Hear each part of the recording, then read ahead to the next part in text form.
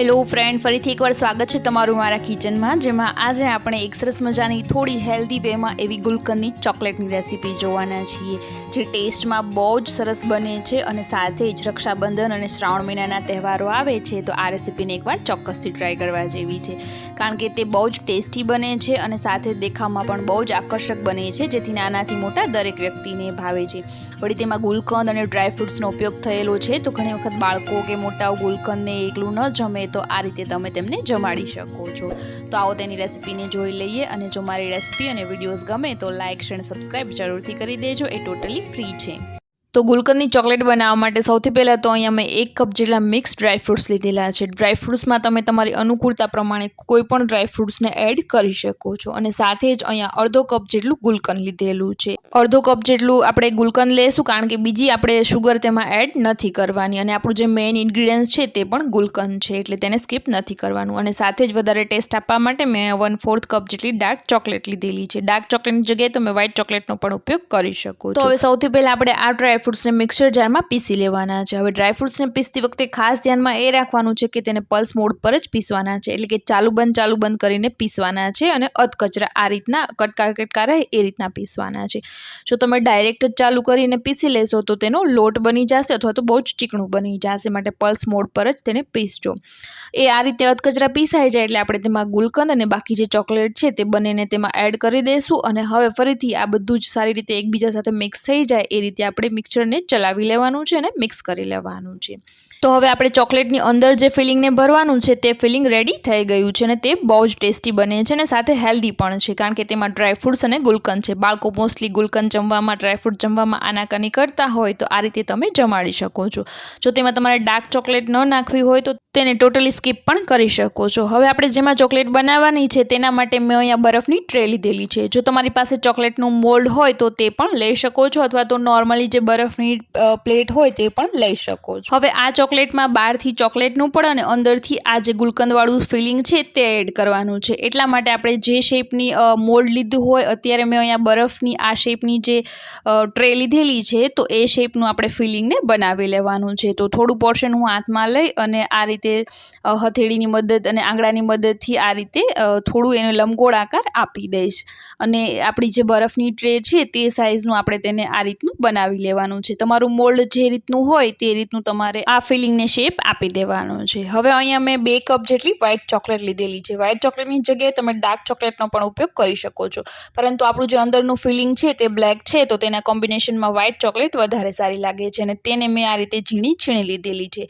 તો હવે આપણે આ વ્હાઇટ ચોકલેટને મેલ્ટ કરવાની છે, અને એના માટે આપણે ડબલ બોઇલરનો ઉપયોગ કરીશું, એટલે કે ઉપર આપણે કોઈ પણ આ રીતે વાસણમાં ચોકલેટ રાખશું અને નીચેના વાસણમાં પાણી ભરીશું, અને પાણીમાંથી જે વરાળ બને તેની મદદથી આપણે ચોકલેટને ઓગાળવાની છે. હવે અહીંયા મેં જે વ્હાઇટ ચોકલેટ લીધેલી છે તે મેં મોરડે કંપનીનો વ્હાઇટ કમ્પાઉન્ડ લીધેલો છે. કોઈ પણ મોટું સ્ટોર હોય, જનરલ સ્ટોર અથવા તો કરિયાણાની શોપ હોય, ત્યાં તમને આ ચોકલેટના કમ્પાઉન્ડ અથવા તો ચોકલેટના સ્લેબ ઇઝીલી મળી જશે.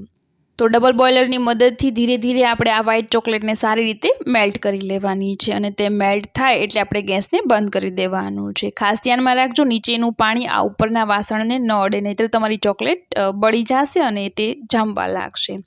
તો અહીંયા ચોકલેટ આપણી મેલ્ટ થઈ ગઈ છે, તો હવે તેને ગેસ ઉપરથી ઉતારી લેશું, અને જે મોલ્ડમાં આપણે તેને બનાવવાની છે તેમાં તેને નાખી દઈશું, અને ચારેય બાજુએ તેને સારી રીતે સ્પ્રેડ કરી લેવાનું છે. એક રીતે જુઓ તો અત્યારે આપણે તેને ફરતું ચોકલેટનું કોટિંગ કરી લેવાનું છે.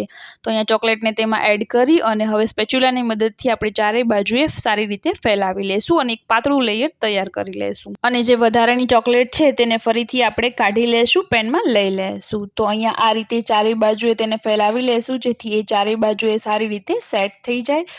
અને હવે વધારાની ચોકલેટને કાઢી અને તેને 5 થી 10 મિનિટ માટે ફ્રીઝમાં આપણે જામવા માટે રાખી દેવાની છે. તો હવે આપણે તેને ફ્રીઝમાં રાખી દઈએ. તો 5 મિનિટ બાદ આપણી જે ચોકલેટ છે તે સરસ મજાની આ રીતે જામી ગઈ છે, અને ચારે બાજુએ વ્હાઇટ ચોકલેટનું કોટિંગ થઈ ગયું છે. તો આ રીતે જામી જાય ત્યારબાદ હવે આપણે જે અંદરની ફિલિંગ બનાવીને રાખેલી છે તેને તેમાં એડ કરી દઈશું. તમારું મોલ્ડ જે પ્રમાણેનું હોય તે પ્રમાણે તમારે આ ફિલિંગનો શેપ બનાવી અને તેમાં આ રીતે ગોઠવી દેવાનું છે. અને હવે ફરીથી જે આપણી ચોકલેટ બચેલી છે તેને આ ઉપર આખું સ્પ્રેડ કરી દેવાનું છે, આ ફિલિંગની ઉપર.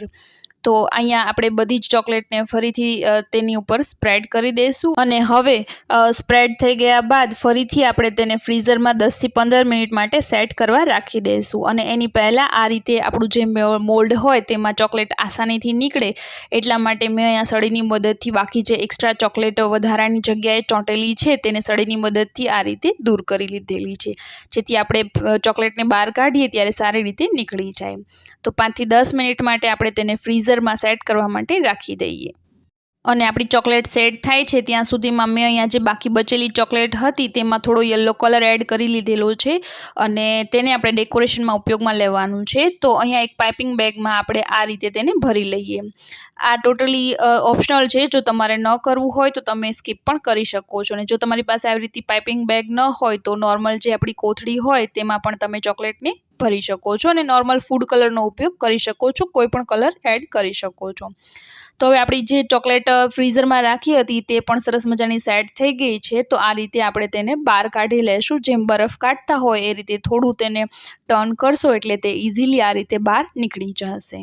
તો અહીંયા આપણી ગુલકંદની ચોકલેટ રેડી થઈ ગઈ છે અને તેનો આ રીતનો જે વધારાનો પાર્ટ હોય, કારણ કે આપણે બરફની ટ્રેમાં જમાવી હોય તો આ રીતે વધારાનો ઘણો પાર્ટ એમાં આવશે, તો આ રીતે છરીની મદદથી તમે તેને રિમૂવ કરી શકો છો. એ થોડી નોર્મલ ઓગળેલી હોય ત્યારે તમે તેને કાઢશો તો એ સારી રીતે નીકળી જશે. તો અહીંયા બધા જ એ રીતની વધારાની જે કિનારી નીકળેલી છે તેને હું દૂર કરી લઈશ.